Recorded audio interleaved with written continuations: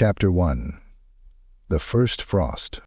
The snow came early that year, sharp, unnatural flakes that bit the skin like tiny shards of glass. It blanketed the village of Dretzin long before the first winter solstice rites had begun, silencing the usual bustle with a creeping, sterile hush. Icicles hung from the eaves like the teeth of some great white beast, glinting in the moonlight. Even the wolves had gone quiet in the forest. The villagers whispered of omens, frozen livestock, strange shapes in the snow, voices carried on the wind. But it was the children who first felt the change, with their dreams of cold women and hollow eyes. Luka, eldest son of the hunter Ilian, knew fear by its proper name. It wasn't the rumbling of chaos raiders or the deep howls from the troll country that troubled him that morning. It was the silence, that terrible, unnatural silence that made the trees around Dretzin seem less like guardians of the forest and more like watchers, witnesses to something dreadful drawing near. He'd woken to the sound of cracking frost. Not wood, not ice shifting. No, this was deeper, raw, the kind of sound that makes the hairs on the back of your neck stiffen. Pulling on his fur-lined coat, Luka moved quickly through the snow-slicked hall of their longhouse, where firelight flickered weakly against the dark. His sister, Anya, only 13, stood near the threshold, bow in hand, eyes narrowed. Her breath steamed in the cold, visible even indoors. Her lips trembled, but not from fear. Anya had always been braver than most grown men, Luka knew. "He's gone," she said without turning. Her voice was hoarse, brittle like cracked ice. "Kolya's bed is empty." Luka felt his gut knot. Their little brother had been restless the night before, talking in his sleep about the lady with hair like falling snow. Luka had thought it was just the fever. But the window was open now, the frost creeping across the wooden sill like fingers stretching inward, and on the floor, tiny, barefoot prints in the snow. He didn't wait. He grabbed his father's axe from the hook, not bothering to tie his belt. Anya was already moving ahead, pulling a lantern from the peg by the door. They found the prints outside, leading past the barn and into the forest. Not just Kolya's, but larger ones too. Delicate, feminine, barefoot, yet untouched by the cold. No drag, no stagger. Whoever walked alongside the child moved with grace. Supernatural grace. The trail wove into the pines down a narrow game path choked with brittle branches. The deeper they moved, the stranger the woods became. Snow clung to the trees not like powder but like flesh, thick and wet, pulsating under the wind.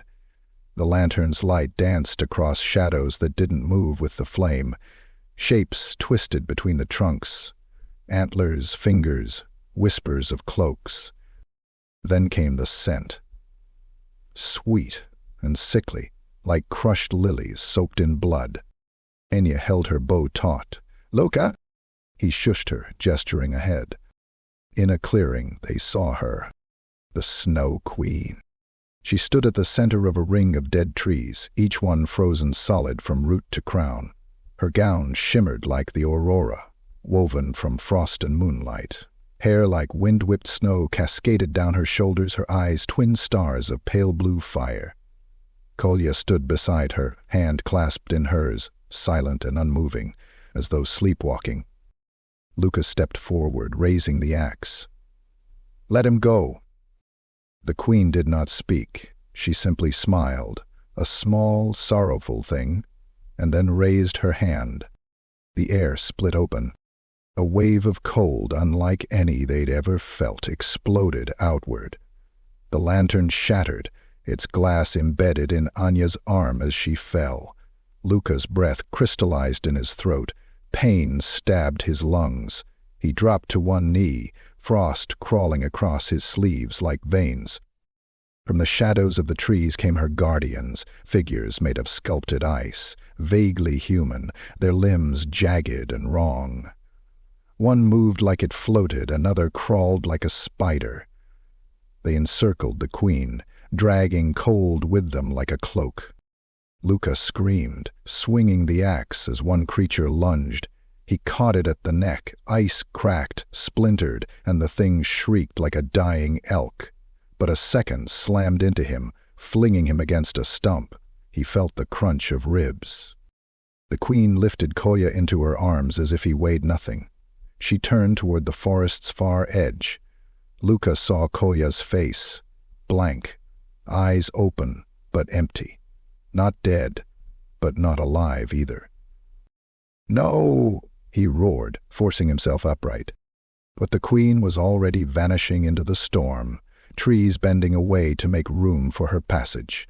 The snow lifted, twisting into a spiral that wrapped her and the boy in a cloak of white, until nothing remained but the fading echo of chimes in the wind. Then the silence returned.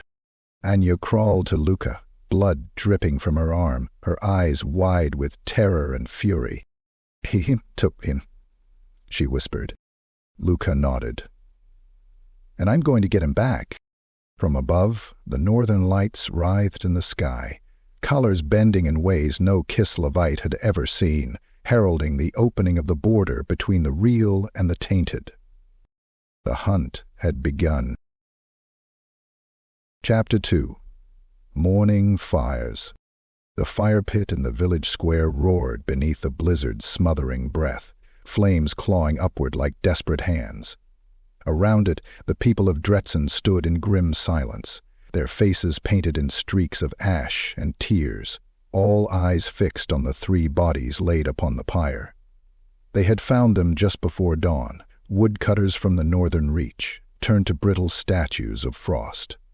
Eyes wide, mouths agape, frozen in postures of agony, as though they'd screamed themselves still. Luka watched the flames consume them. He didn't blink. The heat on his face did nothing to warm the ache in his chest. Beside him, Anya's arm was bound with layers of linen soaked in tincture and foxfat. Her face was pale, lips tight. The wound throbbed beneath the cloth, a cruel reminder of the queen's wrath. But neither of them complained. Their eyes, like everyone else's, were fixed on the flames, on the whispering trees that leaned too close, and on the growing sense that Dretsen had been marked.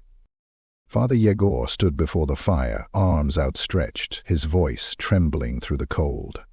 Ursun watches from the heavens. Tal guards the hunt. Raya shields the hearth. May their spirits guide our dead. He dropped 3 sprigs of pine into the flames. They cracked, sizzled, and popped like bones snapping in a butcher's hands. But Luka's thoughts were elsewhere, on the trail of blood half hidden by snow, the taste of iron in his mouth, and the haunting image of Kolya's lifeless stare. His brother's soul hadn't been claimed by gods. It had been stolen. Later, as the crowd dispersed, Luka stood at the edge of the woods. The snow fell in slow spirals now, gentler yet mocking. He clenched his fists, nails digging into his palms until he bled. "She'll come again," said a voice behind him. He turned to see Inessa, the midwife, old and half-blind, but wise in the ways of the wild. Her shawl flapped in the wind like a flag over a grave. "She took a child once, long ago," she rasped. "Before your time. We thought it myth. But the Snow Queen is no myth. She's a curse, a wound on Kislev's skin that never closes." "What does she want?" Luka asked, voice raw. Inessa's milky eyes narrowed. "What all twisted things want? Love, revenge. Or perhaps nothing at all. Perhaps she's hollow inside, like a wind that forgot how to stop." She reached into her satchel and pulled out a crude talisman, a bear's tooth strung on a braided cord of hair and sinew. "Protection," she whispered, pressing it into his hand. "Not from her, from the land. You'll go after him, I see that now, but the forest up north, it's not Kislev anymore, it's the edge, the skin of chaos, and it itches." As Luka nodded, the village bell began to toll. A scream cut the air, high and wet. Luka and Anya rushed toward the noise, skidding through the snow to the outskirts of the village, where smoke bled black into the air from a burning barn. Inside, a man flailed, his skin blistering and curling from his bones as if boiled alive. A mare screamed beside him, its flesh sloughing off in melting clumps. The snow hadn't fallen here. It had retreated. In the center of the flame-blackened yard, etched into the dirt where no snow dared settle, was a symbol. A jagged, twisting rune scorched into the earth. It pulsed with heat and hatred. Chaos. The villagers dragged buckets, shouted prayers, but the fire wasn't normal. It hissed when touched by water, screamed when struck with blankets, and devoured anything that dared to resist it. Only when Luka approached with the talisman did the flames flicker. They recoiled from him, like beasts sniffing the scent of a stronger predator. "Kolya's trail goes beyond the veil," Luka said softly, watching the rune hiss and vanish beneath the snow. "She's taken him into chaos." "You can't go there," Anya said behind him, her voice brittle. "We won't survive that far north." "I don't need to survive," Luka said, eyes cold. "I just need to find him." That night he packed his father's axe, furs, a pouch of hard bread, dried meats, and what little herbs Inessa could spare. He kissed Anya's forehead beneath the longhouse's smoking roof and stepped into the blizzard. The storm swallowed him instantly. Snow howled like wolves. The cold gnawed at the edges of his mind, whispering doubts and fears. He forced himself forward, guided only by the faintest trail, shards of frost shaped like flowers, left by the queen with every step she took. He didn't notice the pair of glowing eyes watching from the tree line. He didn't hear the crunch of claws on ice behind him, but they followed. Because Luka had entered the borderlands now, where reason ends and madness begins. And the snow was just getting started. Chapter 3. The Blessing of Ursun. The cold wasn't just cold anymore, it was a sentient thing, a predator with teeth of ice and a voice like wind through hollow skulls. Every breath Luka took stabbed like knives in his lungs, the inside of his nose already caked with frozen blood. His boots crunched through snow that was too white, too perfect, like walking on bleached bone dust. The trees loomed like gaunt monks, their branches bent in silent prayer or in grief. He had crossed the Dvina, the last river before the wild north, and now walked roads that had no names, paths carved only by old ghosts and the madness of chaos. His stomach ached from hunger. The bread was gone, the meat frozen into rocks. Still he pressed forward, the talisman around his neck growing heavier by the hour. Each step took him deeper into the no-man's land between sanity and the waste, where the world thinned and truth became brittle. It was on the third night, under a sky churned with aurora and boiling stars, that Luka collapsed beside a frozen outcropping. He hadn't meant to stop. He hadn't meant to sleep. But the snow was warm now. So warm. Like a mother's arms. He dreamed of fire. He stood in a cavern of ice, surrounded by statues of flesh frozen mid-scream. His brother lay on a slab of crystal, breath rising, but his eyes glazed. Over him loomed the Snow Queen, her fingers dripping frost, lips murmuring ancient sorceries. But before she could touch Kolya, the walls of the dream split apart, and a roar shook the world. To learn, colossal, crowned in horns of starlight, eyes like suns. Ursun, the god of Kislev. Luka knelt, trembling.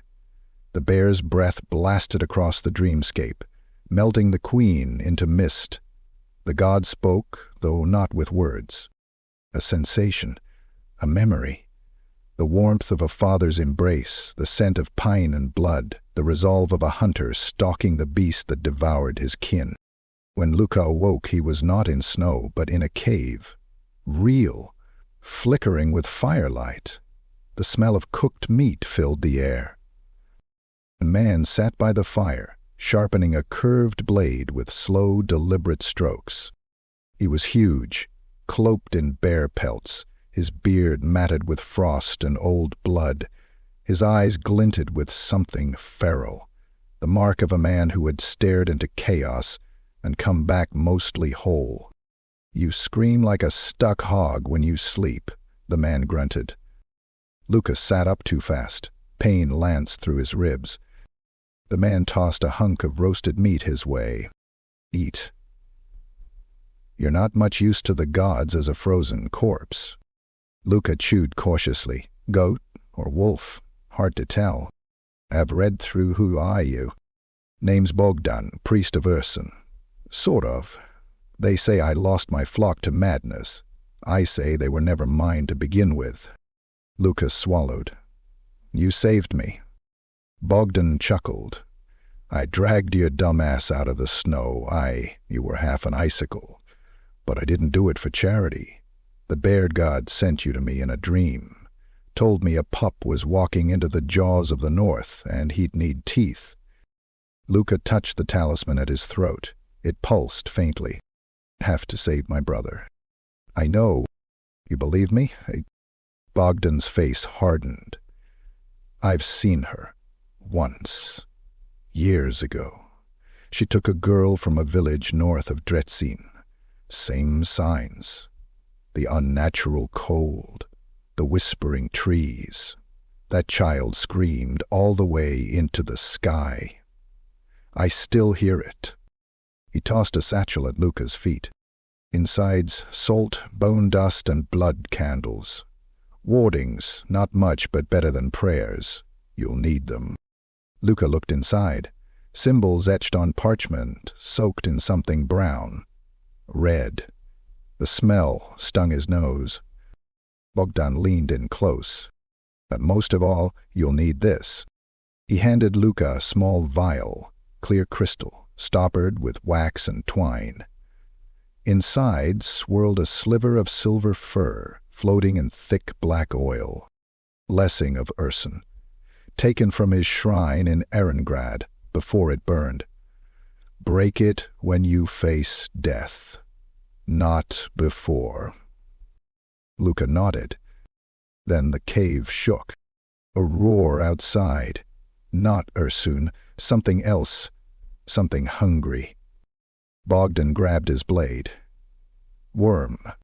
They rushed into the snow. The sky above twisted, clouds rotating unnaturally, stars bending. From the woods, a thing slithered into view. It was no beast of flesh. It was ice, shaped like a serpent, taller than a tree, maw glowing with inner frost. Eyes like glaciers. Its scales scraped the trees into splinters. Luca raised his axe. Bogdan laughed like a madman. "Now you're a Kislevite." The worm lunged. Bogdan met it head-on, blade flashing.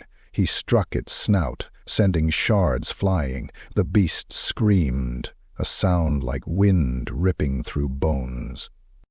Luca circled. He leapt, swung the axe, cleaving into a joint behind its neck.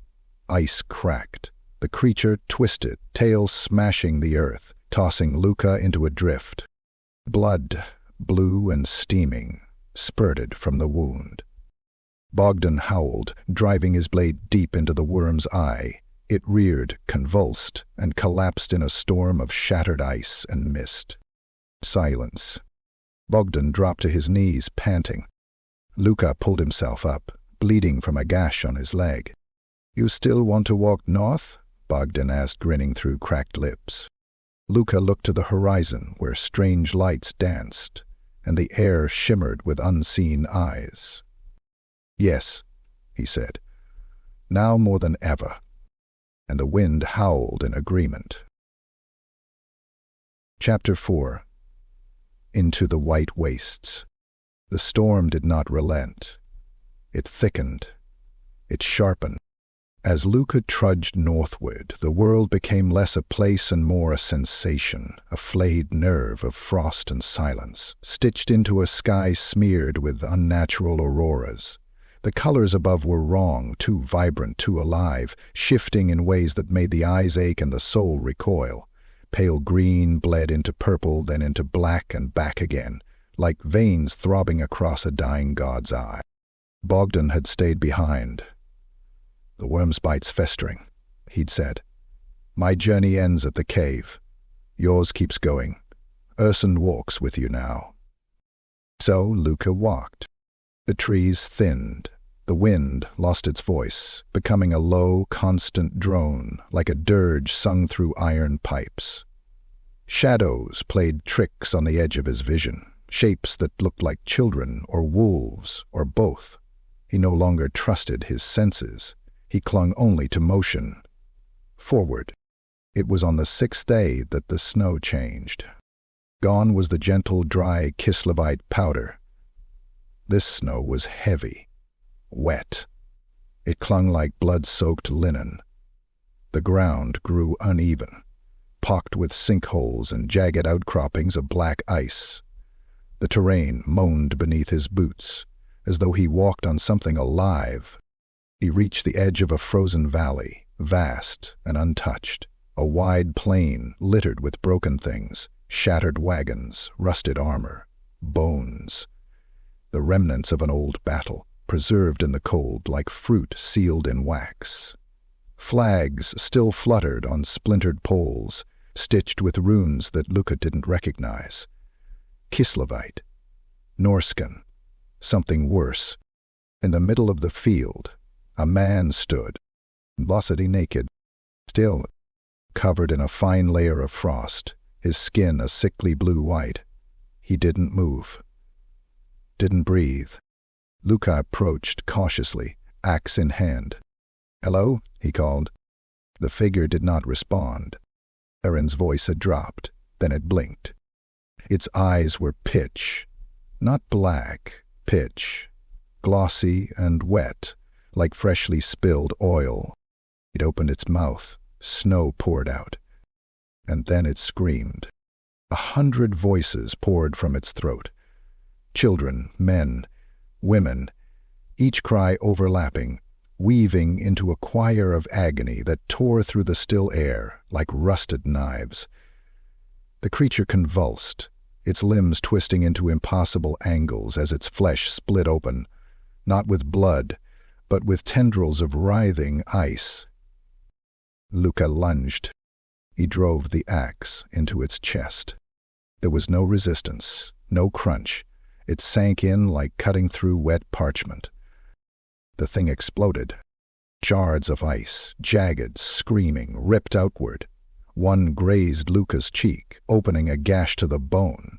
He hit the ground hard, tasted iron, rolled. When he looked back, the creature was gone. No body, no blood. Only a crater in the snow, steaming and hissing, filled with a faint scent of lilac and rot. He limped onward, clutching his face. Pain. It was good. It meant he was still real. The valley narrowed into a gorge, the walls pressed close, slick with veins of crystal that pulsed faintly. Luca's breath fogged the air, curling around the rock like smoke from a dying hearth. There was something ahead.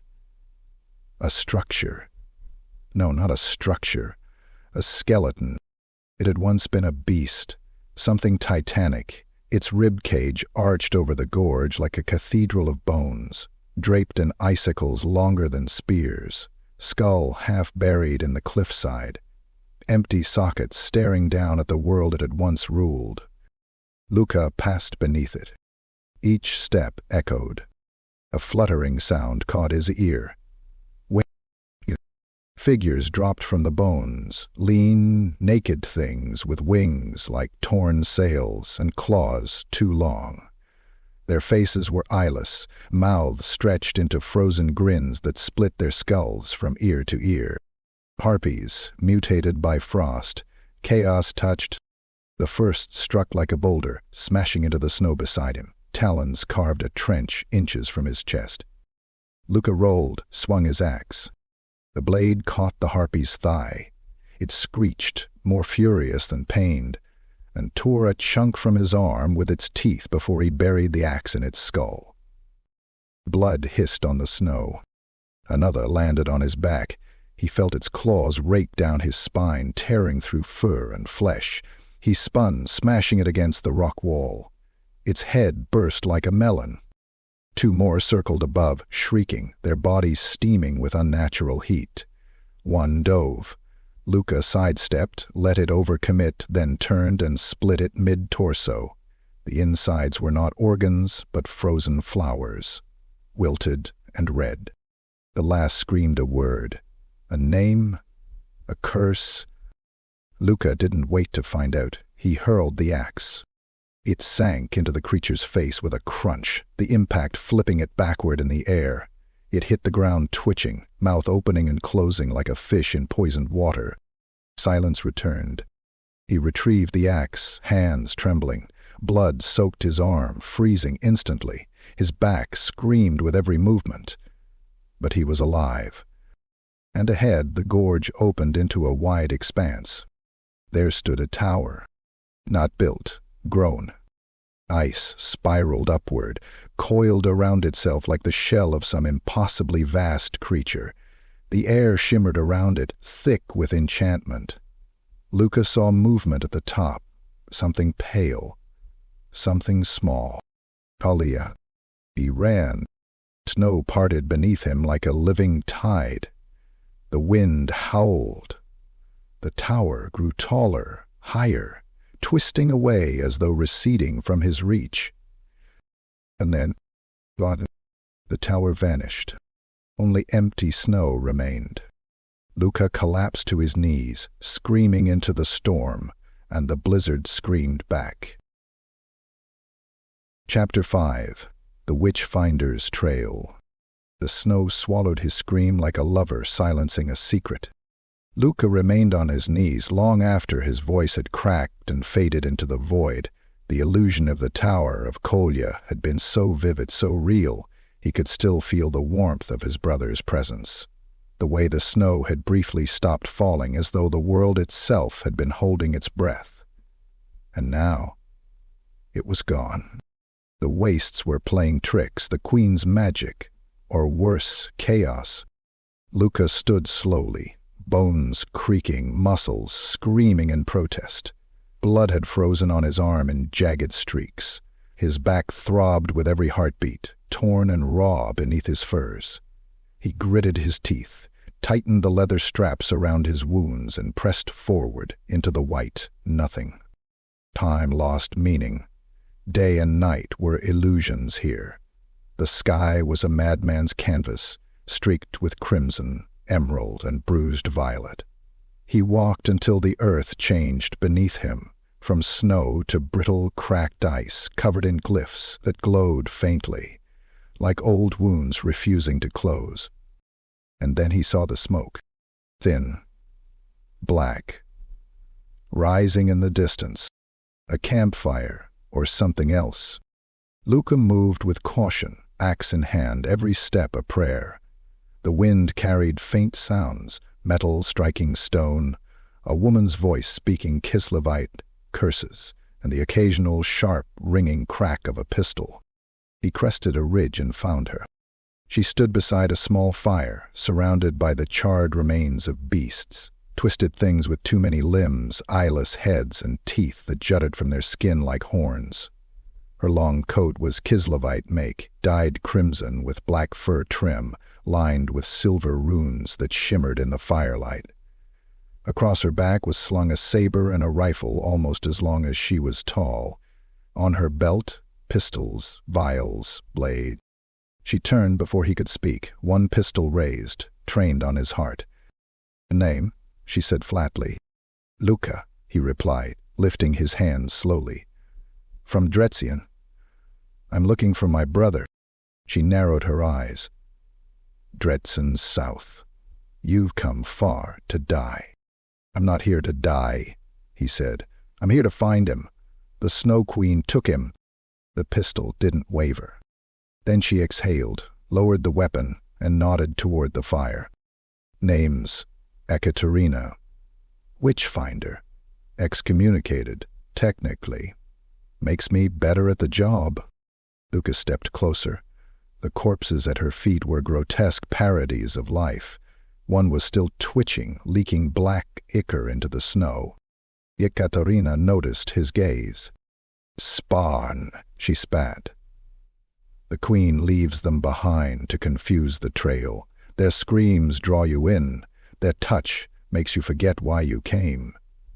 That one over there made a man slit his own throat, thinking it was a newborn child." Luca swallowed. "He took my brother," he said again, firmer now. Katerina tossed a bone into the fire. It popped loudly. "She took someone from me too. A girl. 10 years ago. I've followed her trail ever since." "You think you're hunting her?" She laughed bitterly. "You're a splinter chasing the axe. I saw the tower. Then you've been marked." She reached into her satchel, pulled out a strip of cloth, and tied it around Luca's wrist. It burned faintly against his skin. Sewn with symbols, old, powerful. "A ward," she explained. "She'll whisper to you. Soon. If you answer, if you believe, she'll lead you astray. This will help you remember who you are." Luca clenched his fists. "I remember. I'm his brother." A howl pierced the air. Not a wolf. Not human. Ekaterina turned, eyes narrowing. "She's sending more." Shapes slithered from the snow. Tall, thin, white as death. Humanoid but not. Joints bent backward. Arms too long. Their mouths stretched open vertically, splitting their heads like overripe fruit, revealing rows of teeth vibrating with a sick. They charged. Ekaterina fired. The pistol barked once, and one of the creatures exploded in a shower of bone and mist. Luca swung his axe at another. It dodged like liquid, weaving past his blow and raking his shoulder with frozen claws. Pain flared. Blood hit the snow like hot ink. Luca grunted, twisted, and buried the axe in its gut. The creature didn't scream. It laughed. Then it melted, steaming into a pool of black slush. Another leapt toward Ekaterina. She sidestepped with fluid grace, drew her saber and cleaved its legs clean off. It writhed on the ground, shrieking like a dying horse, until she placed a boot on its chest and shot it point blank. 2 more emerged. Luca met one head-on, dodging a strike, ducking under a claw. He rammed his axe upward into its jaw, driving it through the skull. The body convulsed. He kicked it away just as the last one tackled him. They rolled into the snow, teeth flashing. It bit into his arm, ripping flesh. Luca screamed, grabbed the vial Bogdan had given him with his free hand, and smashed it into the creature's face. Light burst from the broken glass, blinding, searing. The scent of pine and fir filled the air. The thing howled in terror, then detonated into a cloud of ash. The call panted, blood leaking from 6 wounds. Ekaterina stood over him, wiping her blade. "You fight like a drunk bear," she said, "but you've got heart." "Thanks," he muttered, clutching his arm. She knelt, bound the wound expertly. Then she looked north, where the auroras writhed like serpents. "He's moving, and we'll follow, together." The witchfinder extended her hand. Luca took it. Chapter 6. Ruins of the Old Gods. The days, if they could still be called that, bled into one another under a sky that shifted like oil on water. There was no sun in these lands, only the swirling glow of auroras and the black pulse of something deeper, older, festering beyond the clouds. Luca and Ekaterina moved through a world that had forgotten warmth, where snow grew like fungus and the trees leaned closer when you weren't looking. The silence grew heavier. Words felt out of place. They spoke only when necessary, voices low, as if afraid the land might hear them and whisper back. Even the wind, once sharp and shrieking, now drifted like breath held too long.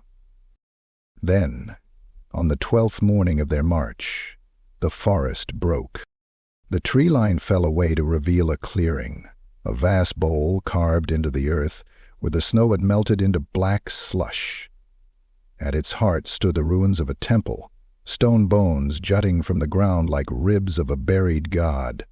Cracked pillars, overgrown with frost vine and coated in slick moss, formed a crude circle around a central altar, long since shattered by time or hatred. Luca stepped forward cautiously. His boots squelched in the mire. The air buzzed, not with insects, none lived here, but with energy, old and furious. He could smell iron and ash beneath the cold. Ekaterina spoke first. Tal and Raya, this was theirs. Luca looked around. The statues had been desecrated, faces scratched off, torsos split. One of Raya had her arms broken at the elbow, and a child clung to her leg, both figures coated in dried, blackened resin. What happened here? Ekaterina's voice was brittle. Chaos. Always chaos. When the queen fled Kislev, she came through places like this, hiding, learning, twisting what she found. She knelt near the altar. Her fingers brushed the stone. But this wasn't just destruction. This was rage, personal. Luca approached a stone circle etched with runes. He brushed the snow aside and revealed a mosaic, still half intact. A girl stood alone beneath a weeping tree, her face smeared with tears. Wolves circled her. Above, a figure loomed in shadow, part woman, part blizzard. He touched the image. His vision split. He saw a child, barefoot, her dress torn, blood smeared across her face. She ran through the forest, pursued by men with torches. Her sobs echoed through the trees. She reached the temple, crying out to Raya, begging for mercy. No one answered. The men caught her. They beat her, laughed, left her for dead. Then the snow came. Not normal snow, not Kislevite cold. The colts screamed. Ice surged from the earth, impaling the men. Their blood froze in mid-air, painting the forest with crimson crystals. The girl stood again, her hair glowing white, her eyes two pits of nothing. She became the storm. Luca staggered back, choking on his breath. Ekaterina caught him. "You saw it?" she said softly. Luca nodded, jaw clenched. She was just a child. She was made into something else, wrath and frost given form. The ground trembled. Something stirred beneath them. A long, groaning sound echoed through the ruins, like stone grinding on bone. The altar cracked further, and from the chasm beneath it rose a figure, wrapped in bark, moss, and frost. Its face was half human, half deer skull, antlers bent into spirals. Eyes glowed green like witch fire. Again, Luca raised his axe. Ekaterina shouted, "Don't! Wait!" The guardian stepped forward. It did not speak, but its thoughts bled into theirs like hot wax poured into their skulls. "Why do you walk the grave of gods? Why do you bear the queen's scent?" Luca stood tall. "She took my brother. I want him back." The guardian tilted its head, the sound of creaking wood filling the air. "Vengeance is ice. It does not burn. It lingers. It eats." "I'm not here for vengeance," Luca said. "I'm here for love." Silence. Then it lunged, faster than any beast, a blur of bark and shadow. Luca barely raised his axe in time. The blow shattered a nearby pillar, spraying stone fragments. Ekaterina rolled aside, drawing both pistols, firing into the creature's back. The bullets tore through moss and bone, but the guardian didn't falter. It swung at Luca again. The force flung him across the altar. He landed hard, coughing blood. Ekaterina shouted a prayer, one not to Urson but to Thaw, and hurled a vial of blessed oil. It struck the guardian's chest. The oil ignited. Fire roared. The creature screamed, low, like trees breaking in winter. It thrashed, clawing at itself. Fire consuming the vines and frozen moss. Luca pushed himself up, axe in hand, and charged. He leapt, driving the blade into its chest. The guardian grabbed him with both hands, crushing. Luca screamed. He felt ribs bend. Blood filled his mouth. Ekaterina fired again. A clean shot, through the eye. The creature dropped Luca and staggered. He used his last strength to twist the axe sideways. With a wet crunch, the heartwood cracked. The guardian fell, burning, shuddering, until only ash remained. Luca collapsed, vision swimming. Ekaterina knelt beside him, pressing bandages to his side. "You should be dead," she muttered. "Not yet," Luca rasped. And above them, in the cracked dome of sky, the aurora flared, blood-red and hungry. Chapter 7. Ambush at the Frozen Ford. The blood-red auroras did not fade with dawn. They pulsed like veins in a celestial carcass, twitching with each heartbeat of the north. As Luca and Ekaterina moved deeper into the white wilderness, the cold no longer stung. It invaded. It slithered beneath skin, coiled around bones, and whispered in their ears like old lovers mouthing forgotten sins. They came upon the river by midday, though time had long since lost meaning. The Irkhorsk ford was not marked on any map. Few had crossed it, fewer returned. The ice that sealed its surface was opaque. A glacial skin stretched taut over the rushing black veins of water below. The wind here didn't blow. It hissed, sliding over the ice in serpentine trails, stirring snow into coils that danced and dissipated without sound. Ekaterina crouched near the bank, fingers brushing the surface. "It's thin in places. Looks solid, but it'll swallow you whole if you misstep." Luca nodded. His wounds from the temple fight had stiffened, wrapped tightly in foxhide and soaked linen. Every movement burned. But the image of Kolya, blank-eyed in the Snow Queen's grasp, pushed him forward. Pain was irrelevant. They started across, step by step. Ice groaning beneath each footfall. The silence was unnatural. Even their breaths sounded muffled. No birds, no wolves.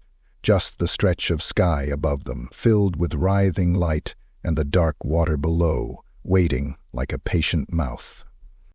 Halfway across, Luca paused. Something was wrong. Not wrong in the way chaos twisted the world, but familiar. A prickle at the base of his spine, a hunter's sense, the feeling of being watched. He turned slowly. The snow on the far bank moved. Not wind, not settling.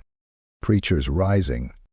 At first they looked like men, wrapped in thick hides, faces covered. But then they stood too tall.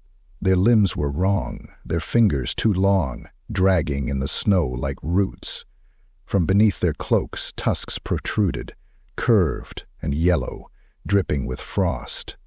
Eyes glowed orange behind bone masks carved from stag skulls. Beastmen, Northborn, chaos-marked. "Run!" Ekaterina hissed.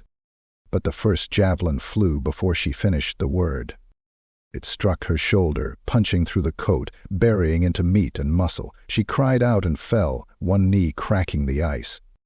Luca rushed to her side, dragging her upright. More spears came, 2, 3, skittering and splintering across the ice. The beastmen charged. Their hooves and clawed feet barely touched the surface as they leapt down onto the ford, screeching in a language older than trees, a chorus of hatred and bloodlust. Luca dropped to one knee, raised his axe. The first beast met him head-on. A mountain of muscle and fur, its mouth smeared with dried blood, wielding a cleaver of frozen bone. It swung wide. Luka ducked. The blade screamed past, shearing a chunk of his hood. He responded with an upward strike, burying the axe in the creature's ribs. It bellowed, struck him with its horned head, and they both fell, thrashing on the ice. Luka rolled clear as another beastman drove a jagged spear toward his heart. The point scraped armor, drawing blood. He grabbed the haft, yanked it forward, and smashed the creature's face with the axe pommel until its skull gave way like rotten fruit. Ekaterina, teeth gritted, drew her saber with her uninjured arm and lunged into the fray. She severed the leg of a charging beastman at the knee. It collapsed, howling, flailing blindly. Another struck her from behind with a club, sending her tumbling across the ice. She lay still. Luka roared, his voice cracking with rage. He threw himself at the beast, axe swinging in wide arcs. He struck high, splitting its throat, then low, burying the blade in its thigh. The creature stumbled, gurgled, and fell backward, twitching. 3 remained. They circled, smiling. Their leader stepped forward, larger, clad in plates of scavenged Kislev steel, horns gilded in gold leaf. From his belt hung trophies, tongues, eyes, teeth threaded on sinew. He raised a blackened warhammer, its head glowing with inner frost. Luka met his gaze. No words were exchanged. The beastman charged. The ice cracked beneath its feet. Luka dodged the first swing. The hammer hit the ground with a boom.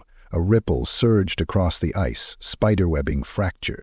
The second blow Luka parried, barely. The force sent him sprawling. The axe slid away. The beastman raised the hammer for a killing blow. Ekaterina fired.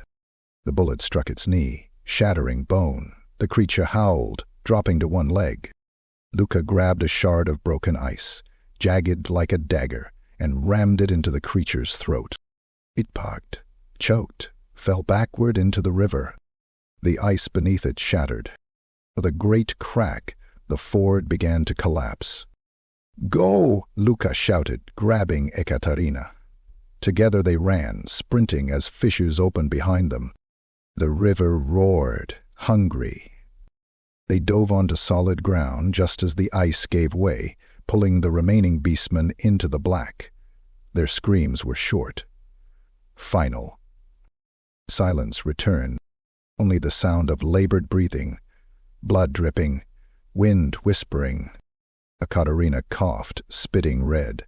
That was unpleasant. Luka lay beside her, staring at the sky. The aurora twisted above them, forming the shape of a woman's face. Smiling. Mocking. He didn't speak. The hunt continued. Chapter 8. The Crystal Spire. The bleeding never truly stopped. Ekaterina's shoulder was shredded meat. The javelin had gone deep, too deep, and the northern steel had carried more than iron. Her skin around the wound had turned a sickly purple, veins like dark roots snaking outward from the impact. Luka bound it as best he could, applying tinctures and herbs Bogdan had given him. But it wasn't enough.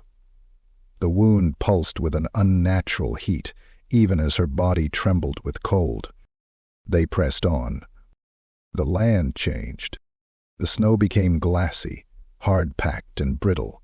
Trees were replaced by columns of ice, translucent and humming with power. They were not natural. They grew in spirals, symmetrical, perfect, as if shaped by a sculptor's hand. The air no longer howled, it sang, low, mournful tones like an orchestra playing beneath the earth.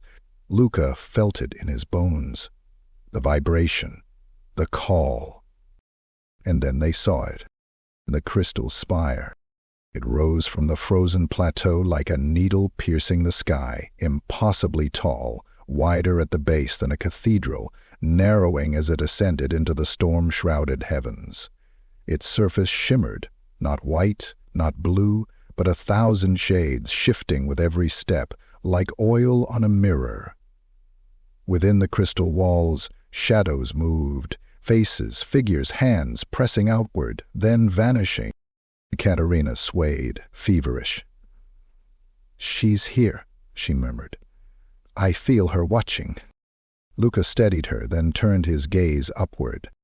On a high balcony, hundreds of feet above, a flicker of motion. A child. Kolya. He stood still, barefoot, wrapped in white, unmoving, staring down with hollow eyes. "Kolya!" Luka shouted. The wind swallowed the name. Kolya didn't react. Katerina pulled at Luka's arm. "We have to be careful. It's not just ice. It's a prison, a palace, a mind."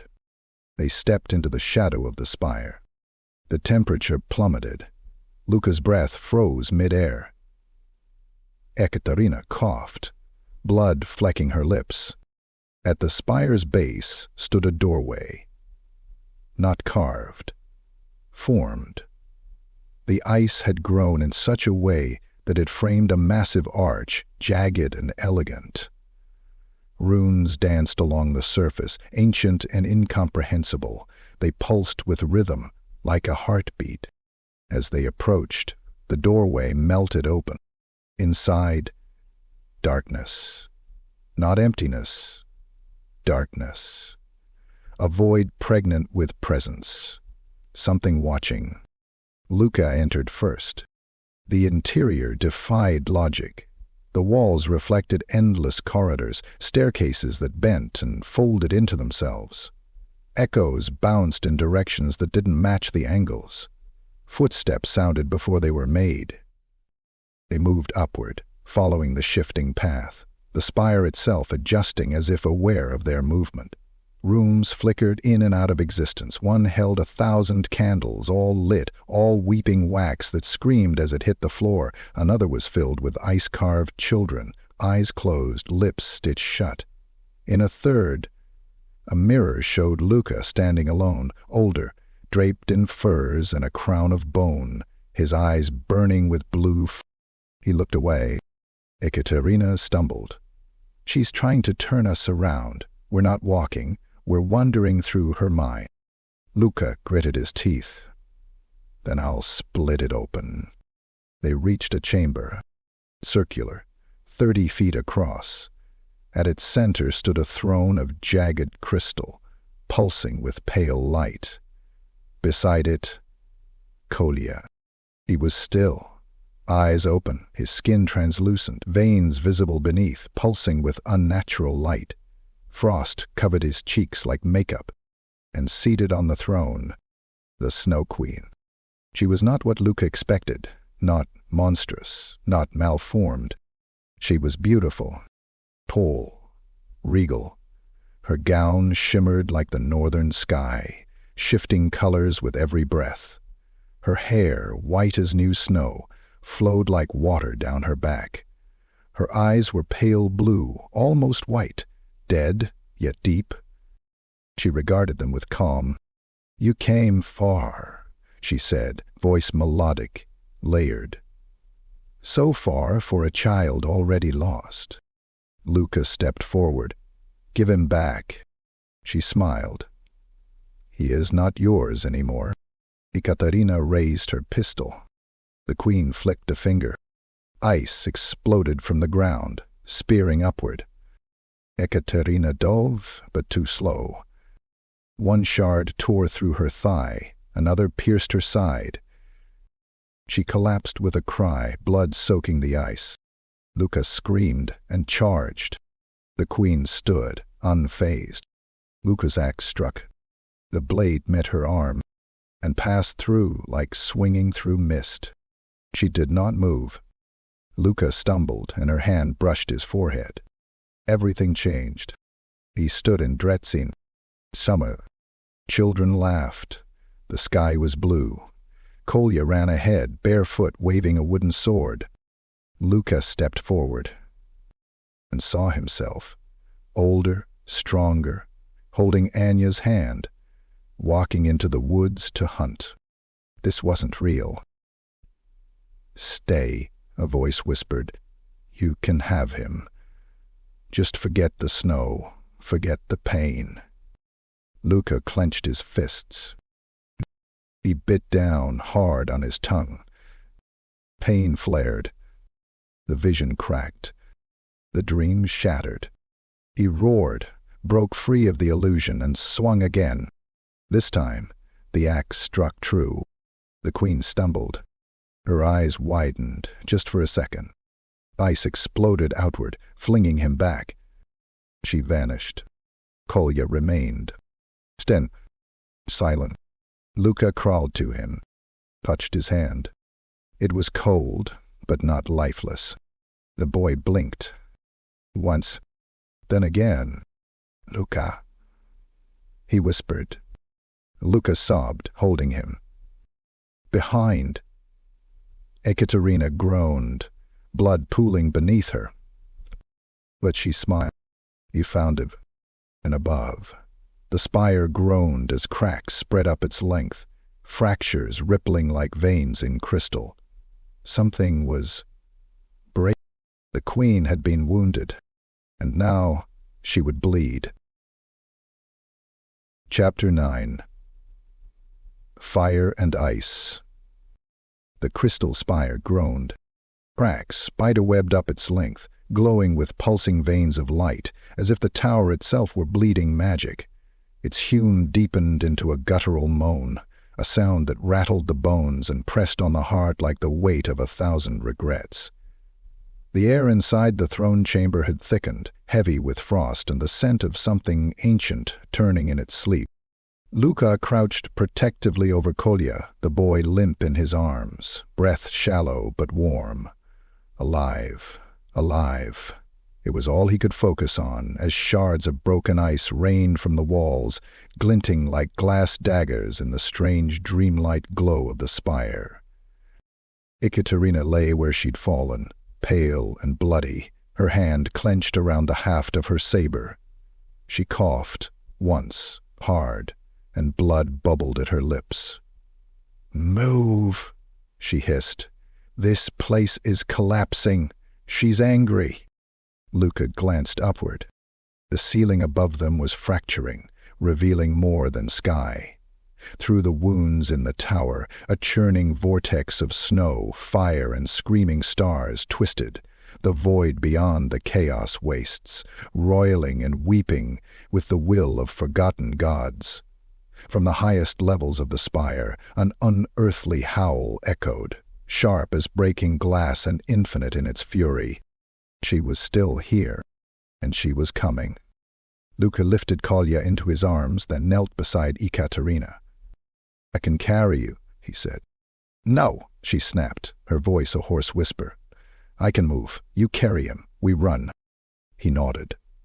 Together, wounded and reeling, they fled the throne chamber as walls cracked and reality bent behind them. The corridor twisted as they moved, repeating itself, folding in on itself like a labyrinth grown from madness.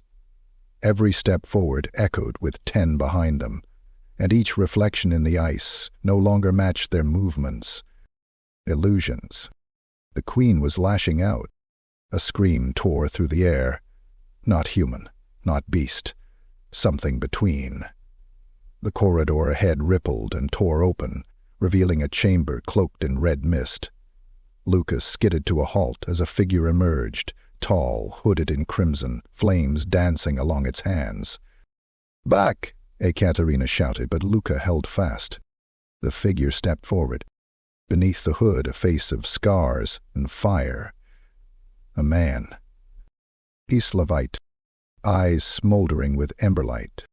"I felt the breach," the man said. His voice cracked and roared like dry wood in a fire. "The spire is dying. The queen has been wounded." Katarina blinked, recognition stirring. "Drazgo." Lukin narrowed his eyes. "Who?" "It was exiled," Ekaterina said, "for heresy. Pyromancer. Touched by fire and nearly burned the temple of Ursun to the ground." Drazgor grinned. "I was purifying it." He stepped forward, flames trailing from his fingers like ribbons. The air around him shimmered with heat, melting the frost that clung to the walls. Where his feet touched, the ice hissed and retreated. "I have hunted the Snow Queen for decades," he said, "and now I finally smell her blood. But the spire will not fall easily, not without a final curse." "What do you want?" Luka asked. "To kill her," Drasgor said. "To finish her." He opened his coat. Inside, vials of blazing oil, sealed jars of white fire, and scrolls charred at the edges. Symbols of flame, chaos and purity woven together. Ekaterina stood shakily. "You're mad." He smiled. "That's what they all say." Suddenly the walls exploded. A tendril of ice burst through the corridor, sharp and fast, impaling a chunk of ceiling. Another followed, and another. They wriggled like worms, slithering toward Luka and Kolya. Drasgor threw his hands wide. "Inferno!" Fire burst from his fingertips, roaring, screaming, alive. It engulfed the tendrils, melting them to steam in seconds. The entire corridor filled with flame, the ice walls running like wax under its heat. Luka felt his eyebrows singe. Ekaterina shielded her face with her coat. The queen's scream followed, a shriek of elemental agony, louder than thunder, higher than any mortal voice should reach. It rattled the walls. It cracked the floor. "She feels pain," Drasgor growled. "That means she can die." Another tendril struck from the ceiling, too fast. It speared Drasgor through the chest. He coughed, mouth filling with flame and blood. But he laughed. He reached into his coat, pulled a jar of silver fire. "Run," he whispered, and then he smashed it. The world turned white. A soundless explosion, a wall of flame so intense it erased shadow, thought, time. The spire buckled under the force, a scream rising from its core that shook the ice to its roots. Luka stumbled back, shielding Kolya, dragging Ekaterina with him. The corridor behind them vanished into a funnel of smoke and burning crystal. Drasgor was gone. But so were the tendrils. Luka didn't stop. He ran, carrying Kolya, guiding Ekaterina as best he could. The tower twisted, warped, shivered, begged. They emerged into the cold again. Outside, on the plateau, the spire behind them cracked from top to bottom.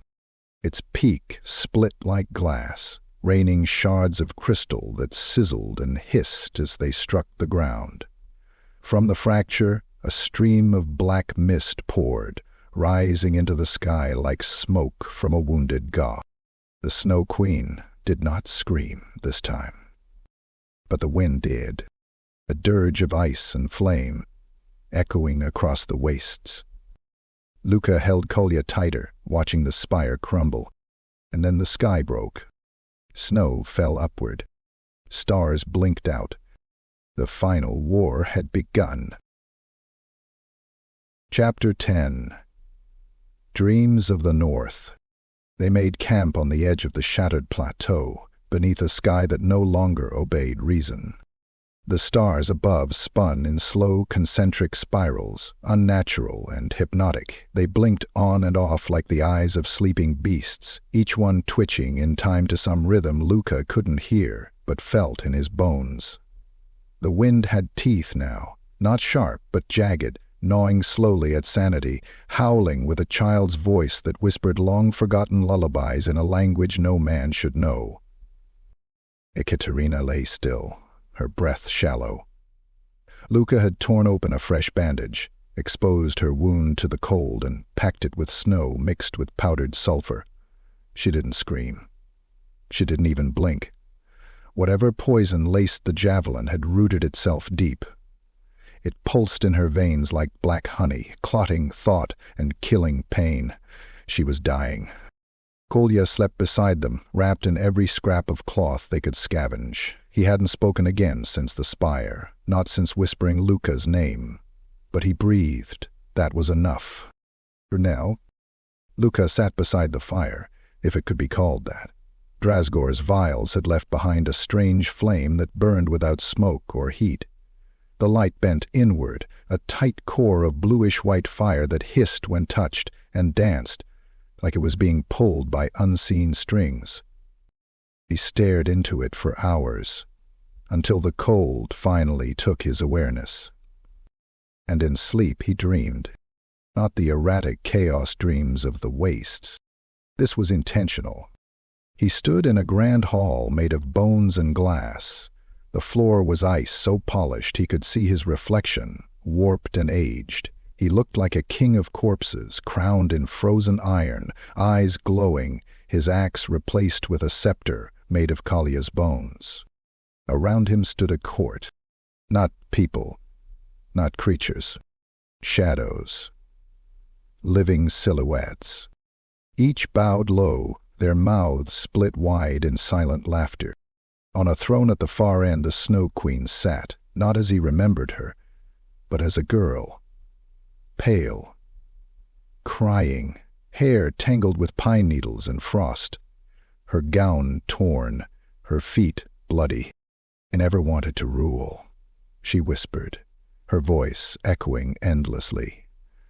"I only wanted the world to stop screaming." Luca stepped forward. She looked up. Her eyes were gone, emptied sockets dripping snow. "He's mine now," she said, her face splitting into 1,000 pieces as she spoke. "I gave him peace. What have you given him but pain?" Luca opened his mouth to answer, but his tongue had turned to ice. Words cracked and fell from his lips. The throne room darkened, and then he stepped forward. Not Kolya, not the queen. Himself. Another Luca. Taller, wreathed in shadow. His eyes burned like twin stars, and his hands were covered in blood that never dried. "You've seen what you could become," the doppelganger said. "You've felt it, haven't you? The whispers, the strength, the power." Luca backed away, but the floor grew soft, alive. Fingers rose from it, clawing at his boots, dragging him toward the other self. "You can save him," the shadow Luca whispered. "You can save them all, but you must stop pretending. Stop clinging to weakness. Take the gift. Take the crown. Freeze the world." He reached out. Luca stared into the glowing eyes. And then, a searing, white-hot pain lanced through his chest. He gasped and woke. Kolya sat beside him, small hands pressed against his ribcage. His eyes were still blank, but his mouth moved. "You were dreaming wrong," Kolya whispered. "She was inside you." Luca touched his chest. The pain lingered. Ekaterina groaned in the dark, stirring weakly. Did he speak?" Luca nodded slowly. "Yes." Kolya climbed into his lap and clung to him, shivering. "She showed me the cold place," he murmured. "She wanted me to stay, but you called. You called loud. Like fire." Luca tightened his arms around him. "I'm here now. I won't let her take you again." The boy didn't answer. Above them, the sky split. A streak of blue light arced across the heavens, then another and another, dozens of rifts opening like lashes torn into the veil of the world. From each fissure poured a soft, snow-like ash. But it wasn't snow. It burned where it landed, searing into skin like acid. Luca moved quickly, sheltering Kolya and dragging Ekaterina into a shallow hollow of stone. The ash hissed on contact with rock, leaving behind black scorch marks. From the rift overhead came a sound like a woman's laugh, only it breathed. It crawled into the ears and nested there. Luca covered Kolya's ears. His own rang with it, dulled, warped. "She's angry," Ekaterina muttered weakly, blinking through the haze. "She's not dying. She's changing." Luca looked to the east. There, on the horizon, the land itself was rising. A wall of frost.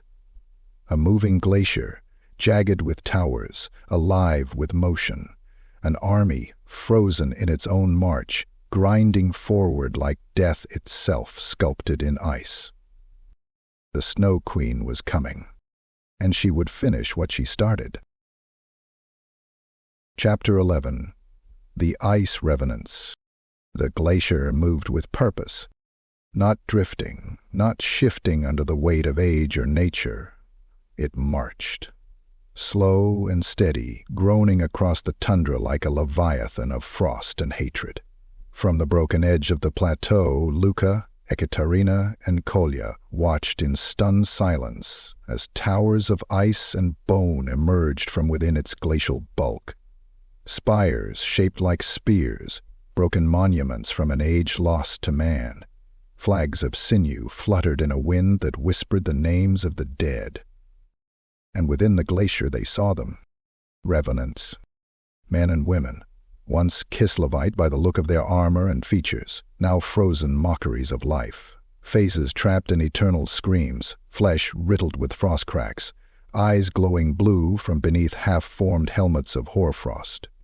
Their weapons, rusted, ice-bound relics, were fused to their hands. Their bodies moved as if marionetted by unseen strings, stiff yet determined, each step sending fractures through the glacier's surface.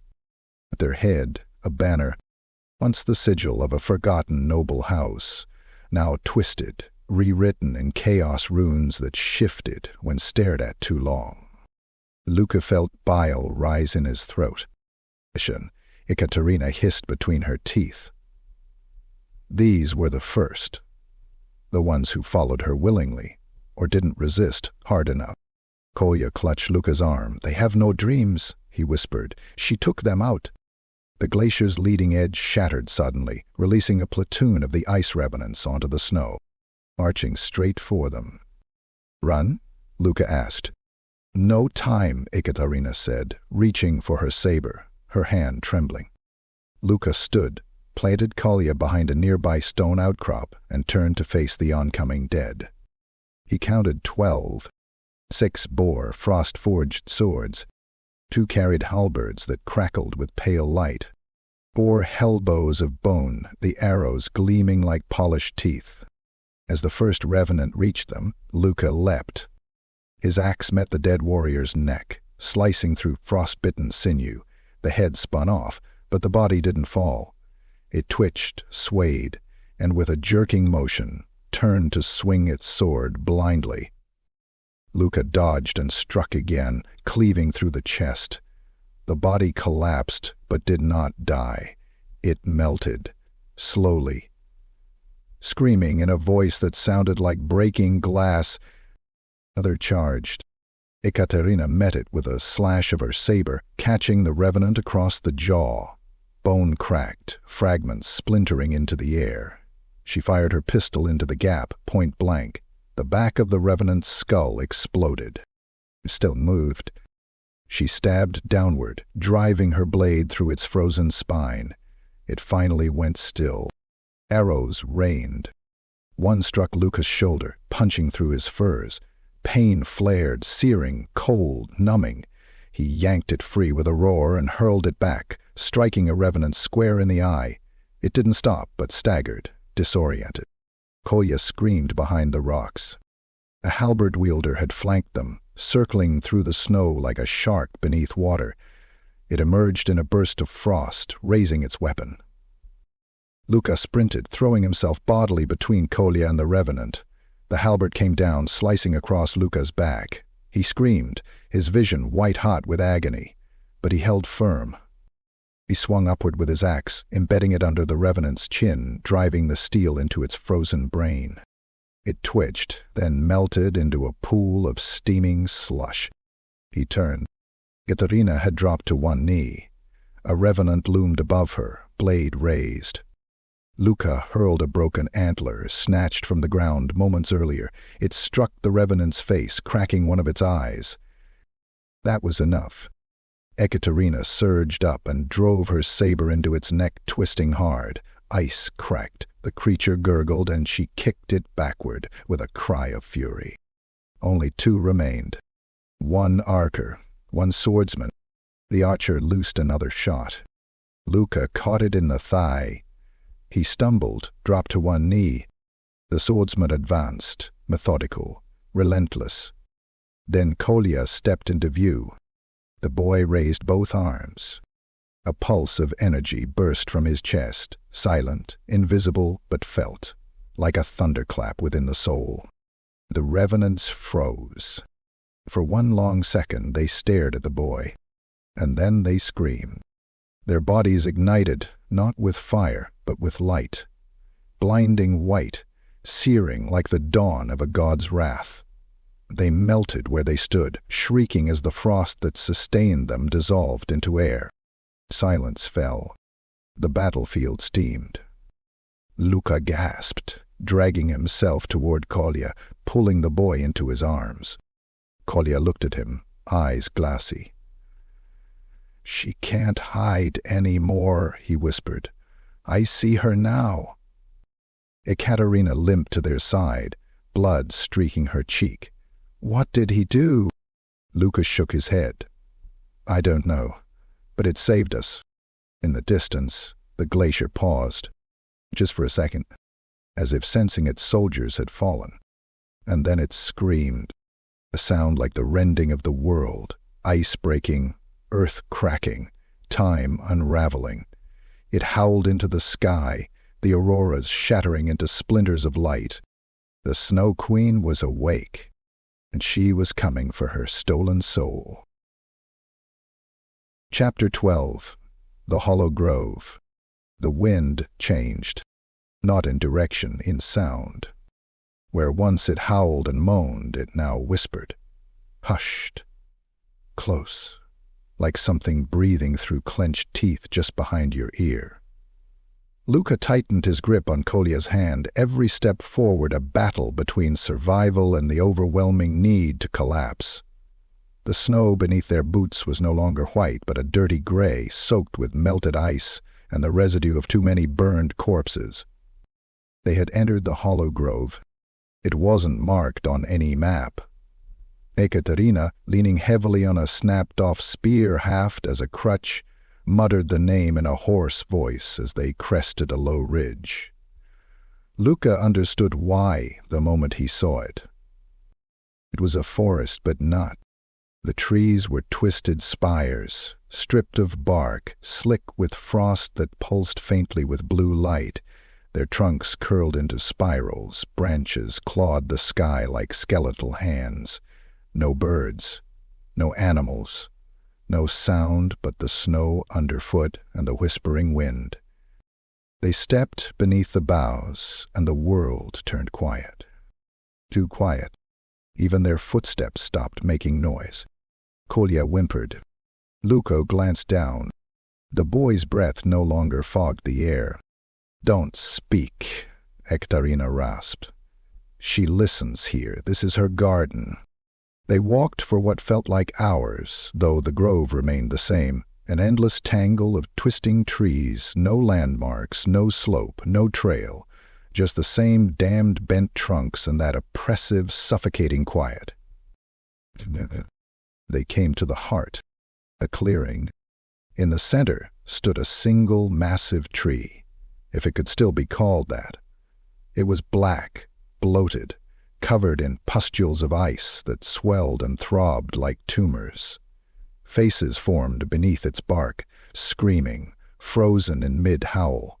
Long strands of hair, human hair, were tangled in the branches, swaying with no wind. Beneath the tree, a pool of water, perfectly still, ringed by bones. And from the water something rose. Luca stepped in front of Kolya, axe in hand. The creature was woman-shaped. It was tall, impossibly thin, its limbs elongated like willow branches. Skin, the color of old parchment, stretched taut over frozen sinew.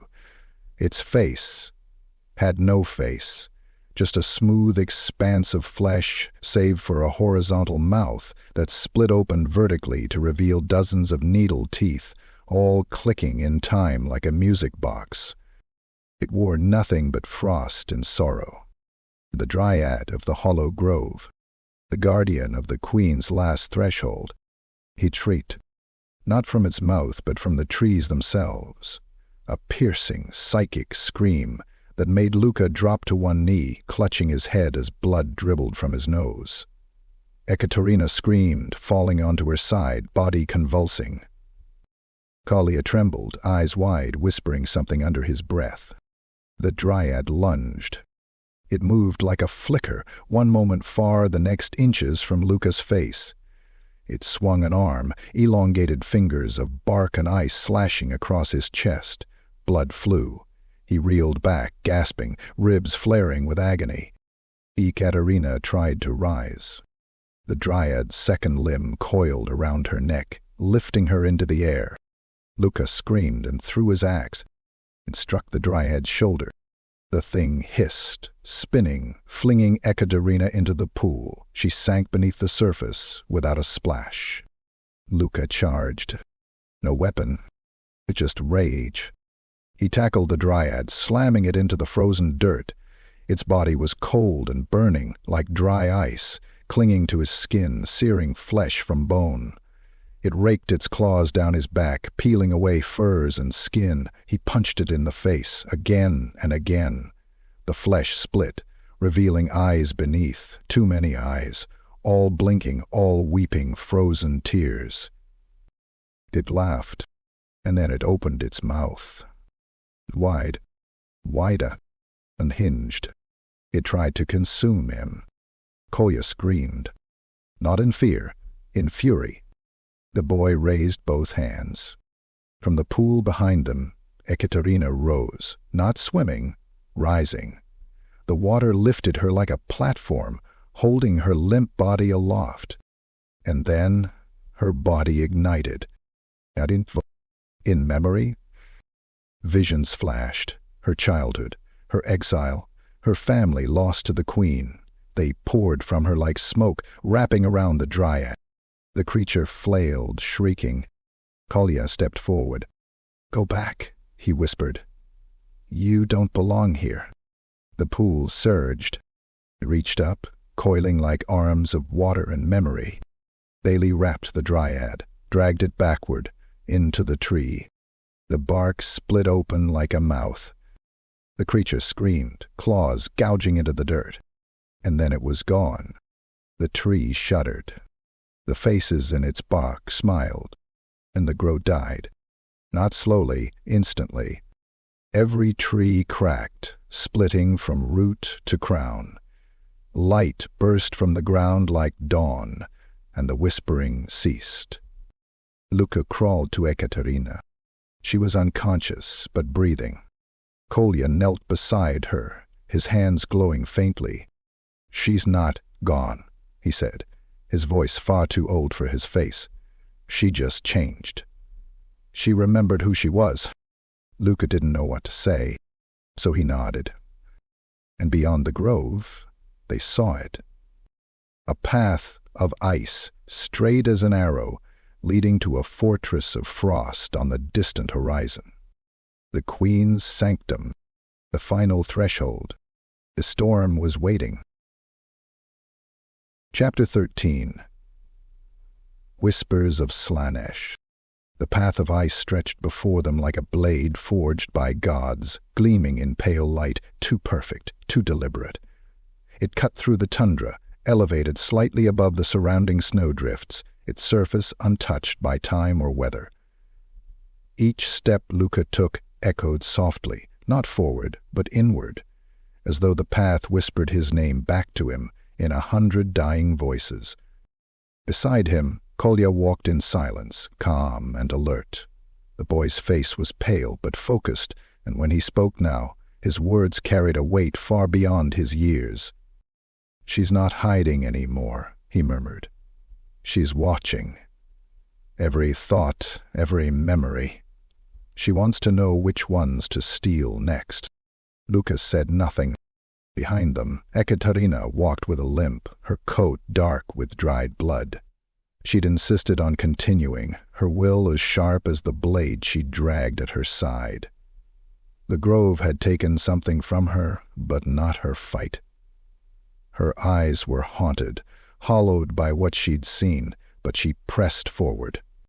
It began subtly, a shift in the wind, a warmth beneath their clothes, a scent, lilacs, cinnamon, sweat.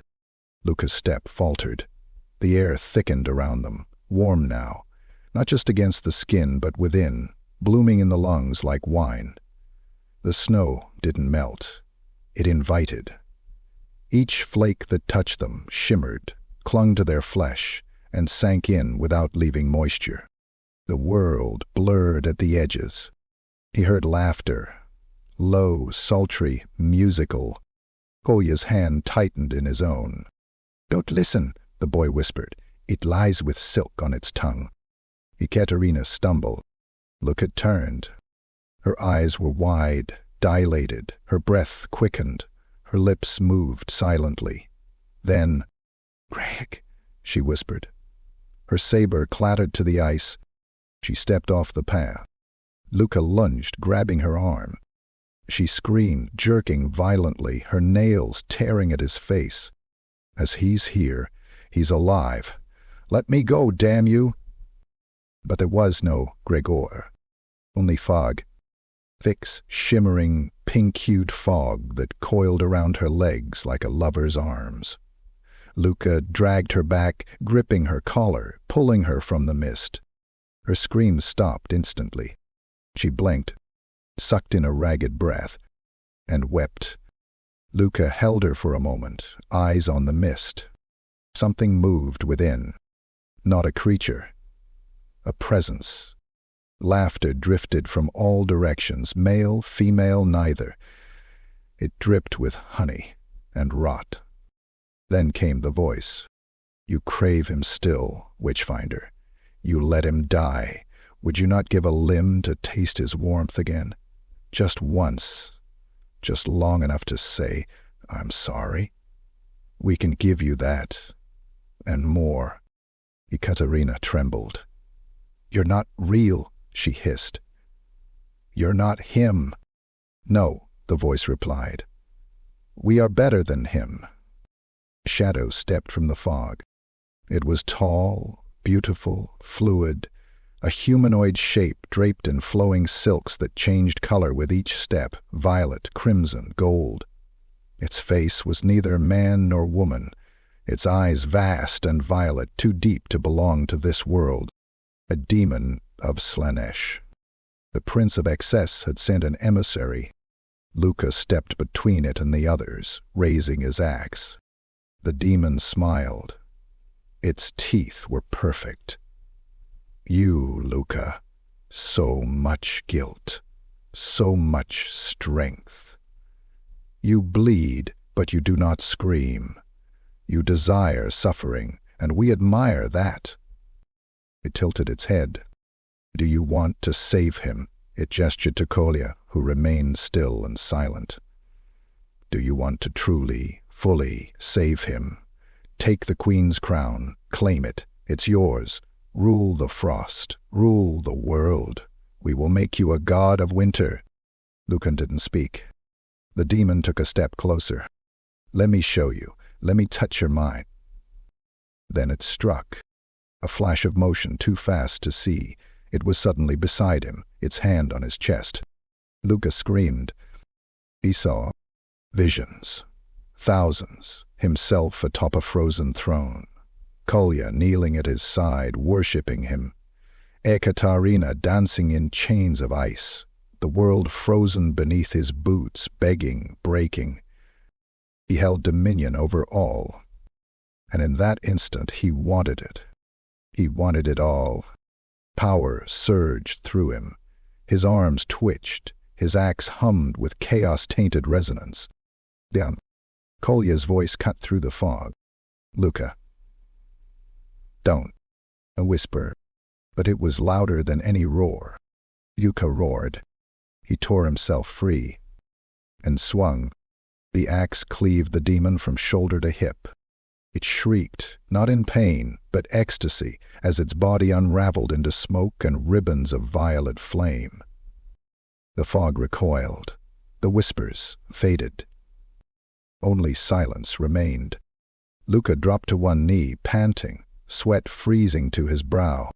Kolya placed a hand on his back. Ekaterina retrieved her blade, her face blank.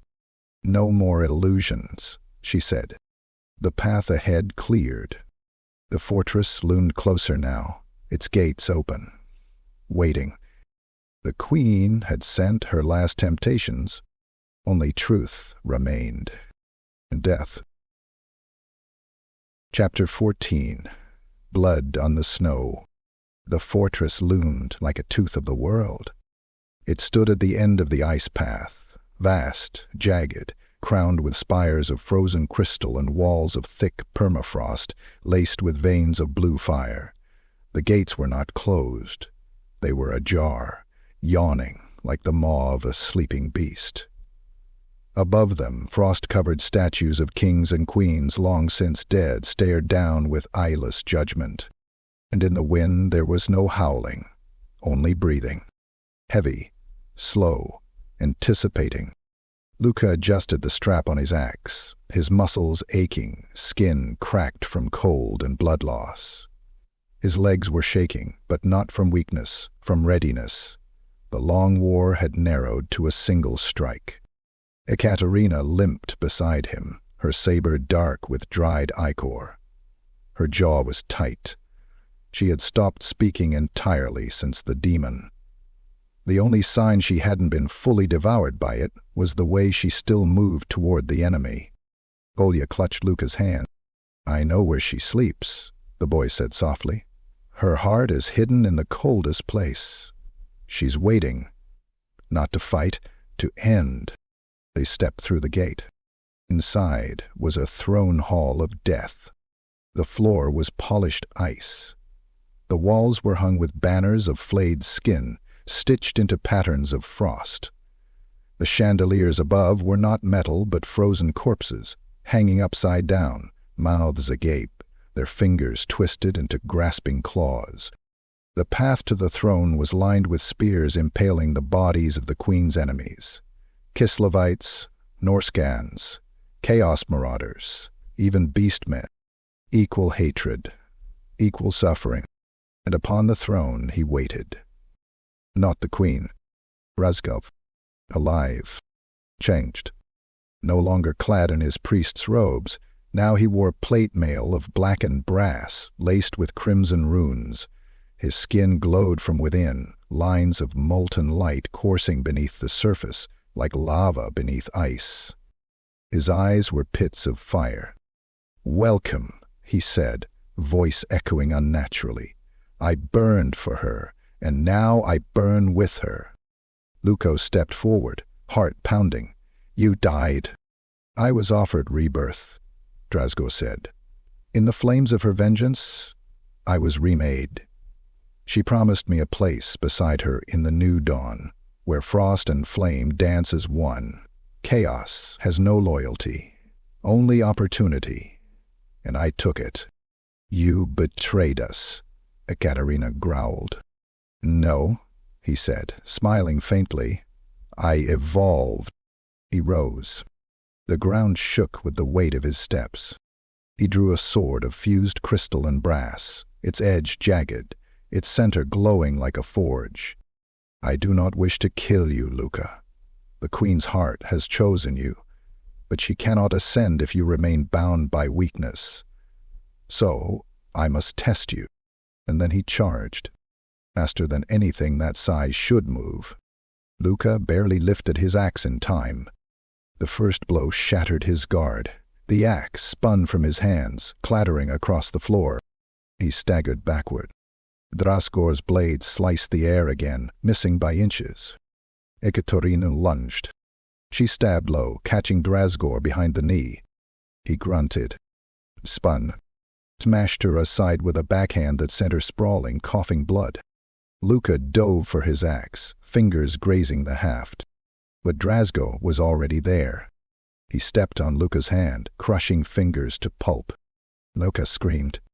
"You think you fight for love?" Drasgar hissed, leaning close. "You fight for memory.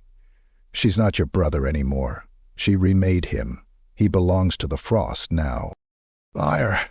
Luka gasped, driving a knife from his boot upward. It punched into Drasgor's side. The flame priestess snarled, staggered. Luka rolled away, grabbed the axe, and rose. This time, he didn't wait. He attacked. Strike after strike, wide arcs, deep blows. He moved like a man on fire, like a father protecting a child, like a brother reclaiming his soul. Drasgar parried, but each block was slower. His armor cracked. Sparks flew. Then Kolya stepped forward. The boy reached out, whispering, "Let him go." Drasgo froze. Just a moment. Just enough.